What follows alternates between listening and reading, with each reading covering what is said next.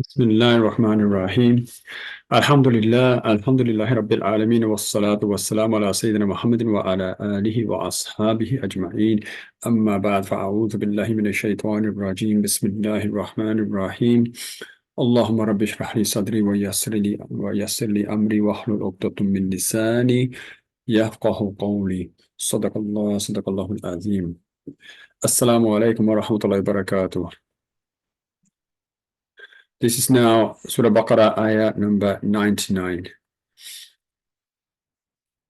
أعوذ بالله من الشيطان الرجيم بسم الله الرحمن الرحيم ولقد أنزلنا إليك آيات بينات وما يكفر بها إلا الفاسقون صدق الله العظيم.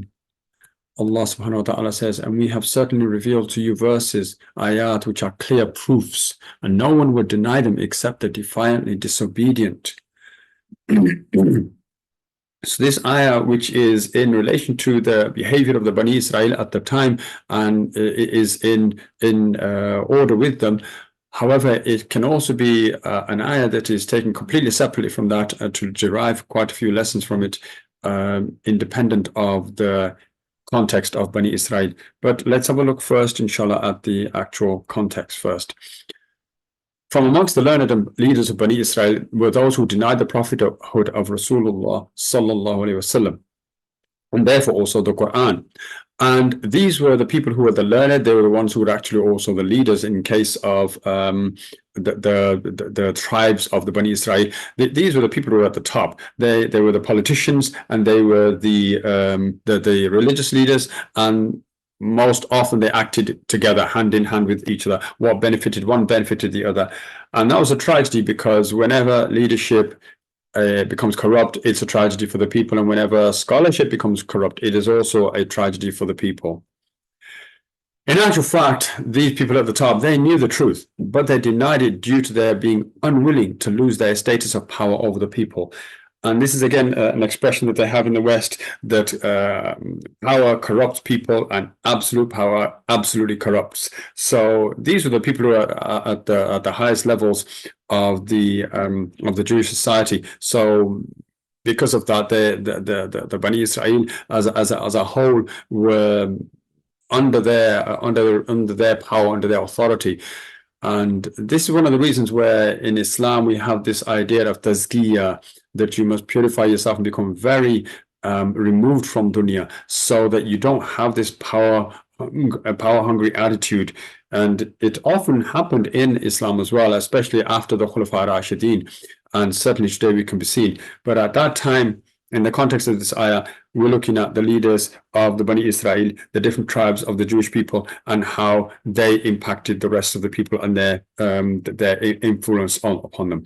Now, Allah Ta'ala responds that proofs had been shown to them, but this was their deliberate and defiant disobedience to His kalam. So Allah Subhanahu wa Ta'ala is obviously all aware of what they were thinking, what they were feeling, and what the temptations were that had overridden from their nafs over their intellect. So Allah subhanahu wa ta'ala gives them this ayah and tells them that only the disobedient, the ones who are kafir, would actually reject the verses of Allah subhanahu wa ta'ala. And one of the harmful results of such a stance by leaders, by the scholars, is that the many who trusted their leaders missed out on the truth.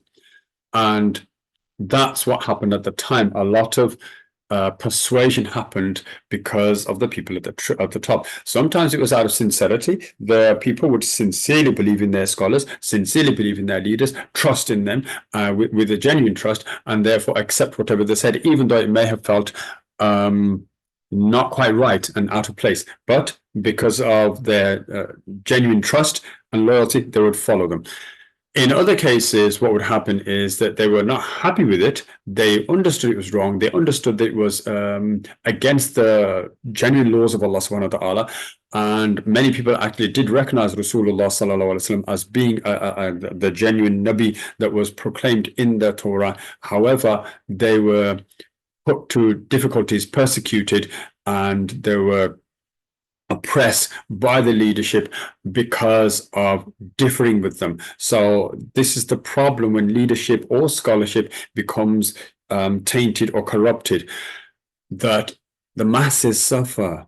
The masses suffer because of this, and that's what happened with the Bani Israel at the time. So a lot of the following was really not something that many of the people wanted for themselves within themselves. They just had little choice, or due to persecution threats and so on, they ended up following what the leadership said and defying Rasulullah sallallahu alaihi wasallam. Their judgment is with Allah subhanahu wa ta'ala, and Allah knows best about these things. But this is the general background of this ayah. I want to look at it now, inshallah, with respect to ourselves and how we can learn from this ayah, inshallah.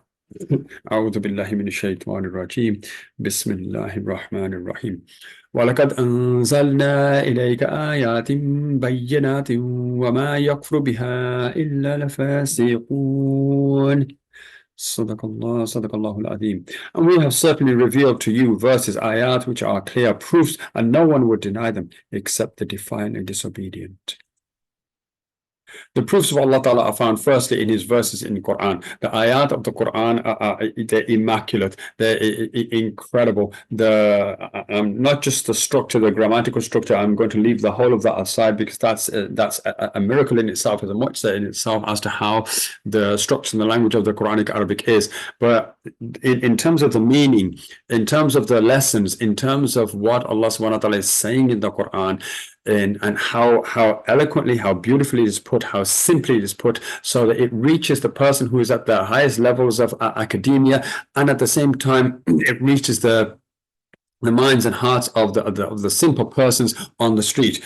And that's one of the greatest miracles of the Quran as well, how its message is so clear to everybody. There's no academic person who will understand it and a person at the street level thinking, I don't understand this. It doesn't happen like that. It reaches everybody, subhanAllah. And that's one of the proofs of Allah Ta'ala in itself, in his verses, that they are clear and they reach everybody. The only problem there, the only condition would be, we have to have our own hearts open. We have to be open-minded and open-hearted, not just open-minded, but open-hearted. Because when you're open-minded, then you'll accept certain things if it fits with what you already know. That's open-minded. But when you're open-hearted, you'll accept something because if you don't know it, or it differs with what you do know, you won't reject it because it settles in your heart. And a lot of the Quran talks like this. It talks about what settles in the heart. And Allah subhanahu wa ta'ala even points out that they have hearts with which they do not think. They have hearts with which they do not think. That's one of the ayat of the Quran. And inshallah, at some point, Allah ta'ala grant me tawfiq, we will look at that ayah as well in more detail. But the point being that the proofs of Allah Ta'ala found firstly in his verses in the Quran, in the simplicity of the message.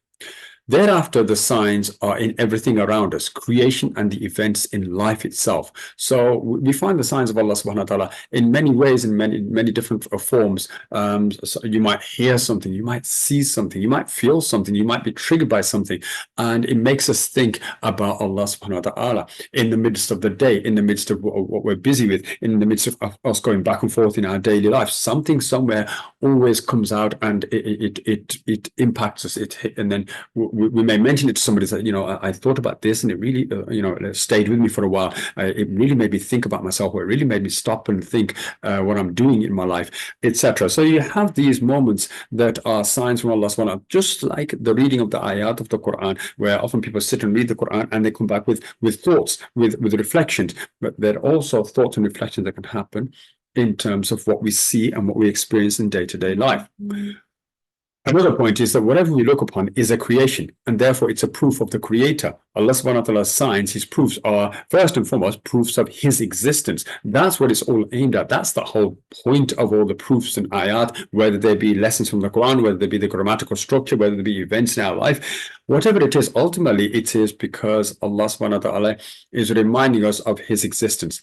And once we are reminded of his existence, of course, there's that overwhelming feeling of loyalty, gratitude, fear, shukr, towards Allah subhanahu wa ta'ala, that he exists and we have come to recognize him. So all the signs that are there in creation, even every aspect of creation itself, every blade of grass, every insect, every fish, every bird in the sky, is all a creation of Allah subhanahu wa ta'ala. And therefore, in each and every one of these things, a person whose heart is attuned to Allah subhanahu wa ta'ala will see evidence of Allah subhanahu wa ta'ala, will be reminded of Allah subhanahu wa ta'ala. Also, what occurs in our life, it is also from His will, and therefore also a proof of the Creator. Many times things happen we don't like. Many things happen that we're challenged by, we're troubled by, we're oppressed by, we're persecuted by, we're subjugated by. But it is all from Allah subhanahu wa ta'ala. And a lot of this is because to condition us, to change us, to subjugate the nafs, and therefore to better us. And we don't realize it at the time because we're busy struggling against it, because we're unhappy that we've come out of our comfort zones, or something that was regular or routine is no longer happening. We're unhappy with that, or maybe the loss of somebody, and we're unhappy with that. But after a time, when we've overcome the emotions, when we've overcome the disgruntlement even, then we may come to realize that, subhanAllah, there was a wisdom in this, there was a benefit in this, which we then see in hindsight. It is also interesting to note that the Creator, He owes us nothing, yet He gave us existence, and we owe Him everything, but give Him so little in return. As something to ponder over, that that Allah subhanahu wa ta'ala has got no need for us. He's got no need to create each and every single individual one of us. And for every single one of us that are created, each and every single one of us that exists, we live, we experience life, we can open our eyes in the morning and experience life around us. We exist. Allah subhanahu wa ta'ala didn't have to give us that. But for that, the value of that, I mean, what value can we put? Not all the money in the world can we put to that as a value. If somebody was to say, okay, if I was to cut your hand off, what amount of money will compensate you? We would not accept it. We said, not all the money in the world. I don't want to lose my hand. And certainly one hand is worth more than all the money in the world. What about the entire body, the entire existence, our life? And that's what Allah subhanahu wa ta'ala has given us, so much, whilst at the same time owing us nothing. Owing us absolutely nothing. He has no reason to create any one of us. He doesn't have to. No one is compelling Him. And yet He did. So our existence, which is everything we have, we owe that to Allah subhanahu wa ta'ala. We owe Him everything. And yet, in return, to Allah subhanahu wa ta'ala, who requires of us very little, 5 times salah for that matter, to behave righteously, to harm no one, to oppress no one. We owe so little. We don't have to go out and oppress people. We don't have to go out and enslave people. We don't have to go out and hurt people. We don't have to go out and take from others what does not belong to us and belongs to them. And we don't need to do these things. We don't need to. It takes effort to do these things. Why do we need to? Because we're compelled by our greed. And greed, we understand, is wrong. Evil, we understand, is wrong. And yet we do these things and we take away from what we owe Allah subhanahu wa ta'ala. However, every time a believer is reminded of His signs, the heart is overwhelmed with gratitude and love, leading to devout obedience. This is something that's constantly occurring and we are reminded of in the Qur'an. A believing person, a believing heart, which is attached to Allah subhanahu wa ta'ala, which is in constant remembrance of Allah subhanahu wa ta'ala, which at the same time, in order to be in that condition, by the way, you have to be removed from dunya. You have to be removed from dunya. You have to have a situation where you genuinely, from the heart, have no value for what the world offers. You're not taken by money, by fame, by fortune, by amassing things. We're not taken by that, but rather we're just taken by that joy of Allah Ta'ala, gratitude for Him. And once you understand that, then the heart is overwhelmed with that gratitude and love, which then increases a person in more devout obedience to Allah subhanahu wa ta'ala. They are more concerned about obeying Allah Ta'ala and more concerned about not about disobedience to Allah subhanahu wa ta'ala. They will ensure that their life is one of as much obedience as possible upon, of course, the sunnah of Rasulullah sallallahu alaihi wasallam, who was chosen by Allah subhanahu wa ta'ala to show us how to live our lives. So everything, our clothes, our food, our manner of wearing clothes, our manner of eating food, our manner of eating, sleeping, drinking, our manner of conducting ourselves is all based upon the sunnah of Rasulullah sallallahu alaihi wasallam, which is the epitome of harming no one and only benefiting one another and living in peace and harmony with creation around us. What also we find in signs of Allah subhanahu wa ta'ala are the events in the Middle East. These are also signs from Allah subhanahu wa ta'ala. And many of us are often taken by what is happening in the Middle East, what is happening in Palestine, in Gaza, and how it's unfolding. And we look at these things, and often, just as we do with everything else, the emotion overrides everything else. And it's sometime later that we look back and we think there's wisdom in this. There was reason for this. And that's the point here. The signs of Allah subhanahu wa ta'ala are included here. These are also signs of Allah subhanahu wa ta'ala. What is happening there, how the people are being bombarded, literally, how they are being oppressed, how they are being injured and harmed, losing their lives, children, women, innocent people in their hundreds, in their thousands. And it's painful to know and it's painful to watch. But the greater pain is in our inability to do anything about it. Our inability to do anything about it. And we look to the leaders. But if we go back to the example of the Bani Israel, the leaders who were corrupt because of their own internal state, they're not being connected to the dunya, and their greed and selfishness and desires overtaking them. We have that today. And just as in those days, the Bani Israel, the tribes of the Jewish people, were overtaken by their leaders and by their scholars, and because of that, they were oppressed, and because of their views, the influence was upon the people. So today, we have our leaders who are the corrupt people, who are the ones that are causing the problems, who are the ones who are maintaining the problems, and are preventing the rest of us from doing anything to help our brothers and sisters. Where our hearts, in the hearts of every country, Muslim country in the world, let alone the Muslim countries, the non-Muslim people even are so infuriated by it, so hurt by it, that they don't know what to do. But again, all of us, Muslim, non-Muslim, whoever has that humanity in him, in his heart or her heart, feels it, but we are restrained by our leaders.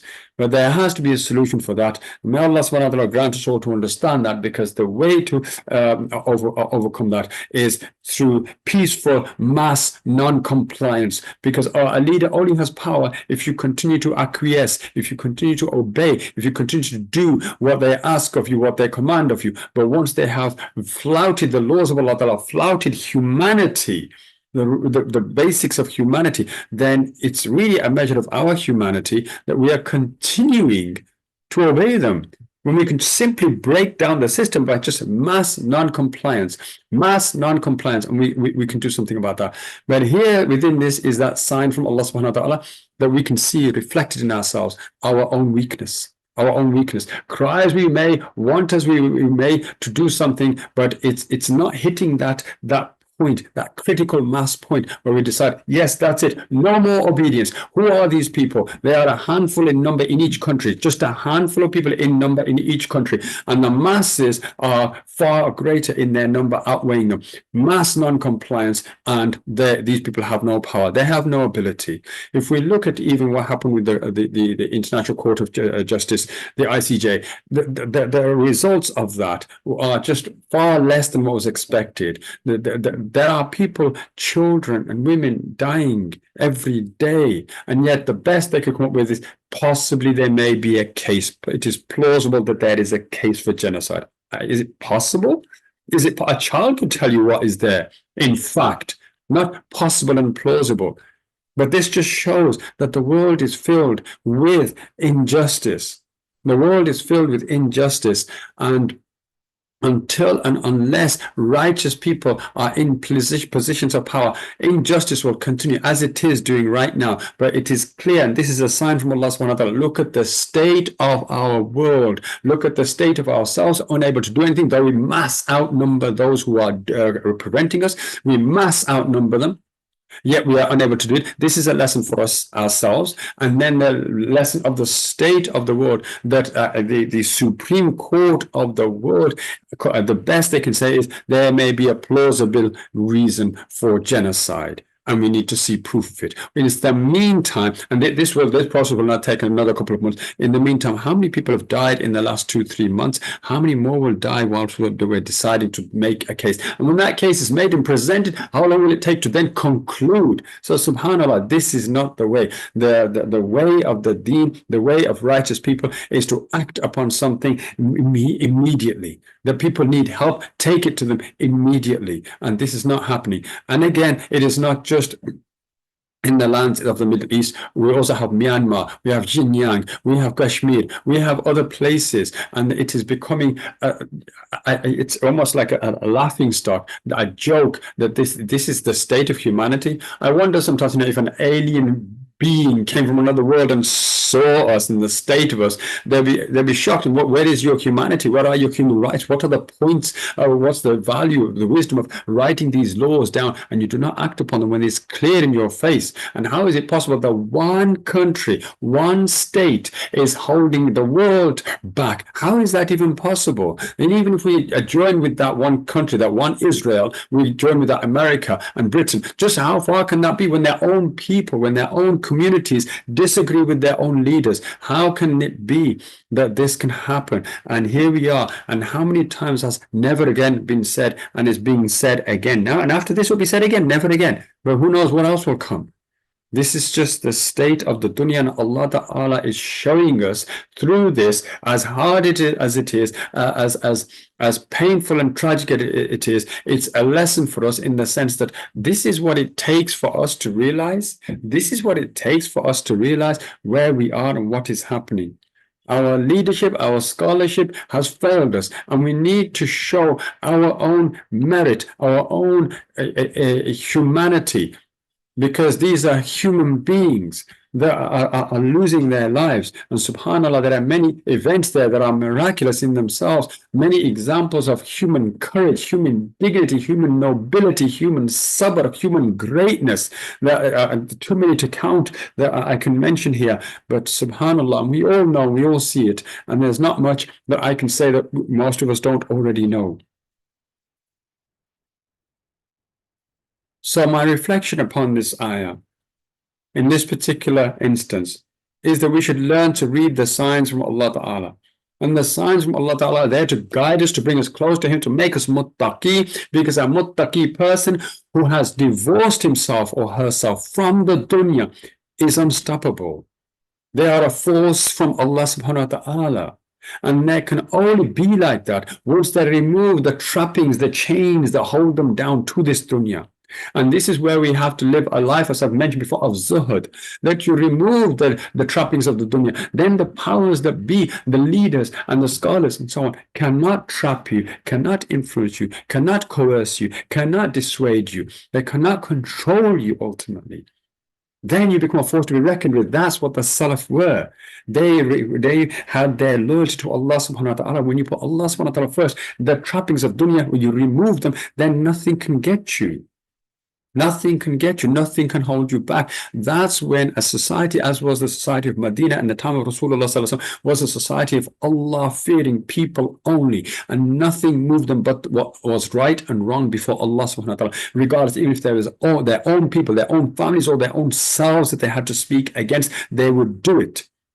And when we reach that state, inshallah, when we reach that state, then we will be able to remove the hardships and the persecution of all people in the world, Muslim, non-Muslim, the Muslim people. This deen is there for humanity, and it is there for the rest of humanity to benefit from those who are truly practicing this deen. And that's where we need to understand where we need to be.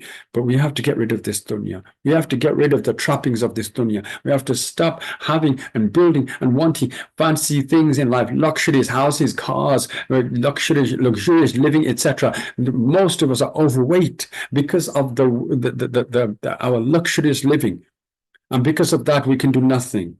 We can do nothing. But if we look at the signs of Allah Ta'ala, look at the signs of what is happening in Gaza, is a tragic sign from Allah subhanahu wa ta'ala. He has to go to that extent. Allah subhanahu wa ta'ala has to go to that extent to make us understand. The people who are dying, subhanAllah, they are shaheed. They are, Allah subhanahu wa ta'ala is picking them out and He's taking them away and He's taking them to Him, and they are no longer in the persecution of this dunya. Who would want to be living in a state that they are living in, even for the past 75 years? No one wants to live like that. No one wants to live in an open air prison. But the point is, how are the rest of us? We've had 75 years to do something about it, and we haven't. We've had 2, maybe 3 almost generations go through watching what's going on over there every so often, but done nothing about it.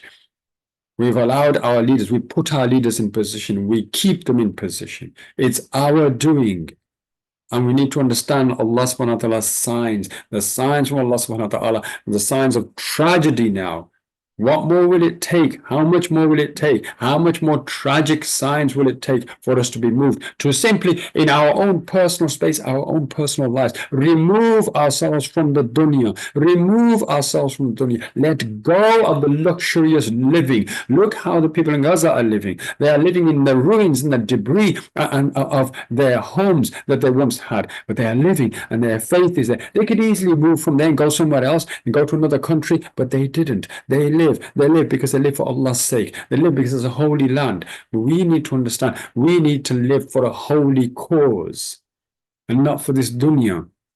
That we may be helpful to one another, that we may be able to speak for one another, that we may fear no one but Allah subhanahu wa ta'ala. No government, no leader, no scholar, no one can influence us, because we are people of Allah subhanahu wa ta'ala. And when we get to that stage, inshallah, then there will be change. There will be change. But this is what Allah subhanahu wa ta'ala requires of us. And unless and until we have that, the signs will get more tragic, and it's us that are making that tragedy because we are not responding. So the signs have to become more harsh, more severe, and that is where we are at fault. So we need to change. Enough is enough. If we want to help those people there, want to help anybody and everybody in the world, we need internal change to happen first and foremost, and then for us to come together and make the external change, which Allah subhanahu wa ta'ala will help us to do, inshallah. سبحانك اللهم وبحمدك أشهد أن لا إله إلا أنت أستغفرك وأتوب إليك.